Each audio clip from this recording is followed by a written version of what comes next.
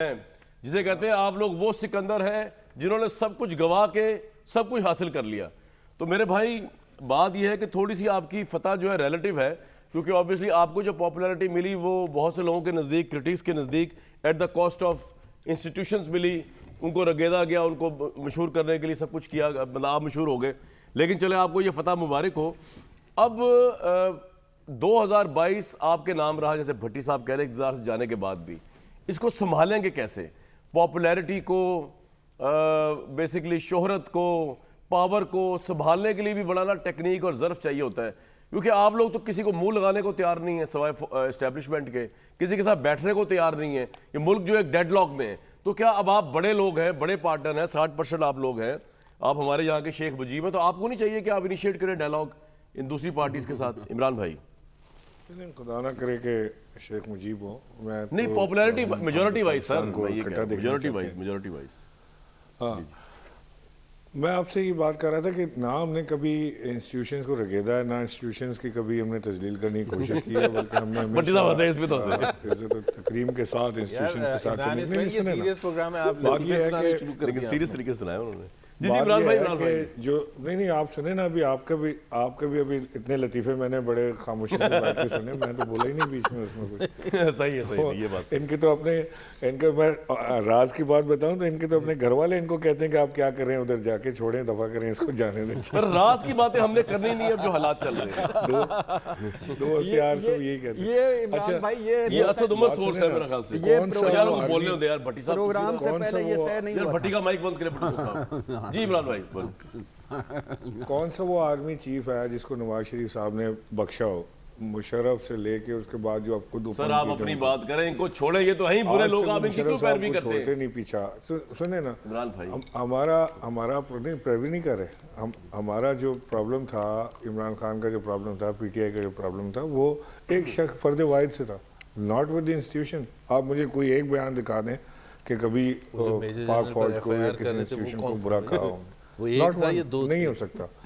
और दूसरी चीज़ ये कि जो आपने जो काम किया है रिजीम चेंज के बदले में, जो ये सारे आपने ये ऐसे चेहरे ला के सजाए हैं कि जिनको लोग देख के हैरान और परेशान हैं कि जी कल तक तो ये सारे के सारे कोई चोर था, किसी ने कोई एवनफील्ड में चोरी की हुई थी, किसी ने वो चपरासी ने पैसे उनको निकाल के भेजे हुए थे, वो सारे साहूकार बन गए।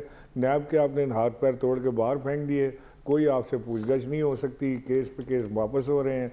और वो जो तजुर्बाकार और जो सारे वो डायनामिक्स के एक्सपर्ट थे, वो फ्लॉप होते चले गए। आईएमएफ ने तो नहीं कहा था आपसे कि आप डॉलर जो है 260 का कर दें और मार्केट में शॉर्ट कर दें, मिले भी ना। इमरान भाई मैं चाह रहा था टेक्निकल गुफ्तगू ना हो, रिटायर ना हल्की फुल्की लेकिन सॉलिड गुफ्तगू हो। मैं इनको भी रोक रहा था जब ये बातें कर रहे थे आईएमएफ की। मैं ये कहना चाह रहा हूँ कि सब कुछ जीतने के बाद आप जीत गए, आप सिकंदर बन गए, अब आपका जो एटीट्यूड है ना वो बड़ा एरोगेंस पे मुब्तला है कि जी हम तो इनसे बात ही नहीं करेंगे। आप जीते हुए यार, आप बड़ी पार्टी हैं, आप कह रहे हैं हम पॉपुलर हैं, तो आप तो पाकिस्तान को इस डेडलॉक से निकालने के लिए बैठे इनके साथ, क्या मसला है भाई? नहीं, हम तैयार हैं बैठने के लिए, हमें क्या प्रॉब्लम है? हमने तो कब मना किया? हमने तो जब बैठने की बात की, इमरान खान ने बैठने की बात की, इन्होंने मिठाइयाँ बांटनी शुरू कर दी, लो जी हार गया, बर्बाद हो गया, इसके पास कोई दूसरा रास्ता नहीं है।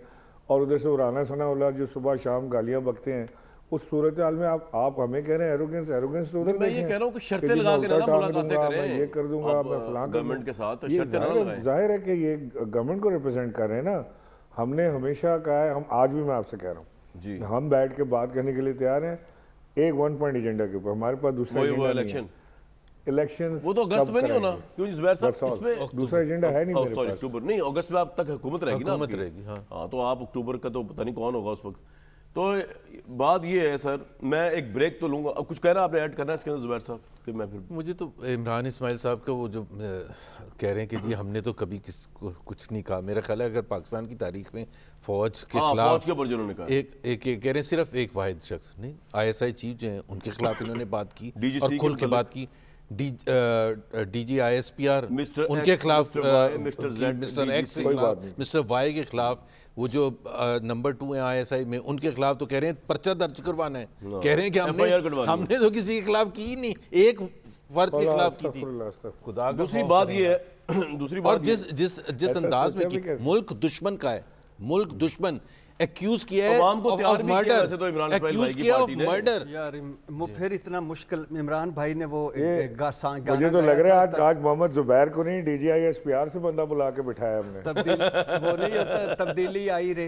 अच्छा वैसे एक बात है कितना मजे का यार, एक बात है, मैं जा तो ब्रेक पे रहा हूँ यार, इमरान इस्माइल भाई 3.5 आप साल, कानून चेंज करवा दें। एक मिनट सर, एक मिनट 3.5 साल आपने जिस तरह इस्टेब्लिशमेंट को सर पे बिठाया हुआ था, या आप उनके पास थे, उनकी गोद में थे, या वो आपके साथ थे, आप ये बात कह रहे हैं आपने तो जितना अल्हम्दुलिल्लाह इस्टेब्लिशमेंट को दखील किया है पाकिस्तान के सियासी, समाजी, health oriented, economic oriented, financial oriented, foreign policy oriented मामलात के अंदर पाकिस्तान की 70 साल तारीख में किसी इलेक्टेड प्राइम मिनिस्टर ने नहीं हेल्प ली है किया। जितने प्राइम मिनिस्टर इस दुनिया से गए हैं सियासी तौर पर, सर मेरी बात सुन ले इमरान भाई, मैं ब्रेक पे जा रहा हूँ। अरे आप कमाल करें, मैं आपसे कह रहा हूँ हमने हेल्प ली है उनसे हर जगह। नहीं आपने हेल्प नहीं ली, आप इतने नाअहल थे कि आपने क्यों हेल्प ली फौज से? आपका क्या काम है कि आप फौज से हेल्प ले? एक सेकंड, ये कह रहे हैं हेल्प ली थी, वोट लेने के लिए कौन से कानून कहता है? खुद इमरान खान ने कहा है कि बंदे पूरे करने हमने के वोट लिए। लेने के लिए, पार्लियामेंट में वोट लेने के लिए हम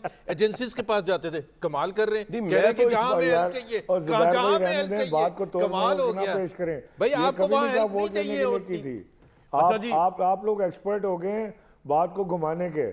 आप हम एक्सपर्ट हो गए यार। वो इमरान साहब सुबह वो कुछ कहते हैं, आपकी बात नहीं कर रहा, इमरान खान साहब जो है सीख लिया भट्टी साहब बोले ना, आपके मुंह को क्या हो गया यार? भट्टी को हमने कभी नहीं कहा चने लगाओ। वोट लेने के लिए हेल्प पे जा रहे हैं, फिर कोई एक बंदा नहीं कह सकता कि हमने वोट लेने के लिए। नहीं मैं तो ये कह रहा हूँ कि जिसको भी कह रहे हो तो कभी नहीं मांगी यार वोट लेने के लिए। नहीं बिल्कुल हर जगह वोट ऑफ कॉन्फिडेंस भी लेके दिया था, वरना इमरान खान साहब उस दिन फारिग हो गए। यार मैं ब्रेक लूंगा भट्टी साहब, आपकी बातें सुनेगा। एक तो हफ्ते में तीसरी ना आ गए, बोर ही हो गए ठहर जाए। मैं एक तो जी चीज़ जैसे मैंने कल एक स्टोरी दी थी आपको, जिसमें मैंने कहा था कि जी मुबैना तौर पर ये बात सामने आई थी कि जिस वक्त इमरान खान साहब की बनी गाला की जो थे डॉक्यूमेंट्स, वो मुबैना तौर पे कोर्ट ये समझती थी कि इनमें से कोई चीज़ भी वेरीफाइड नहीं है। लेकिन उस वक्त जो थे इंटेलिजेंस के DGC जो थे, इंटेलिजेंस के सरबराह नहीं, DGC उस ज़माने के, उन्होंने जो है बेसिकली कोर्ट से इंगेज किया और उसमें कहा, कोर्ट ने ये कहा, सुप्रीम कोर्ट ने मुबैना तौर पे अगर नवाज शरीफ का क्राइटेरिया अडॉप्ट किया जाए तो इमरान खान नाअहल हैं। तो उसमें मुबैना तौर पे DGC ने उस ज़माने के कहा कि जनाब ये तो अगर इमरान खान नाअहल हो गए तो उसके बाद तो फिर हमारे पास बचेगा कोई नहीं। तो उसके बाद ये हुआ कि जी उनको एक तरह का NRO दे दिया गया मुबैना तौर पर, और जहांगीर तरीन को कोलेटरल डैमेज के तौर पर नाअहल कर दिया गया। ये मैंने कल एक स्टोरी ब्रेक की थी आपके सामने। साकिब निसार साहब जो है उन्होंने इसकी पुरजोर तरदीद की है, क्योंकि साकिब निसार साहब उस वक्त चीफ जस्टिस ने, मैंने उनका नाम भी लिया था एलेज करके, और मैंने कहा था आप हमारा प्लेटफॉर्म हाजिर है अगर आप इस पर अपना पॉइंट ऑफ व्यू देना चाहें। उन्होंने मुझे मेरी उनसे आज बात हुई और मैसेज पे, और उन्होंने उस स्टोरी को जो है निगेट किया है कि इस तरह की कोई बात हुई। तो मेरा फ़र्ज़ आपको मैं बताऊं, लेकिन मैं आपको ये ब्रेक से वापस आएंगे ना, तो जिस तरह इस मुल्क के अंदर 2022 में, 2019 में, 2018 में एहतसाब को जिस तरह डिसक्रेडिट किया है और किन किन ने किया है और किन किन ने उस पर खेला है, उसकी ज़रा स्टोरी सुनाऊंगा मुख्तसरन एक ब्रेक के बाद। जी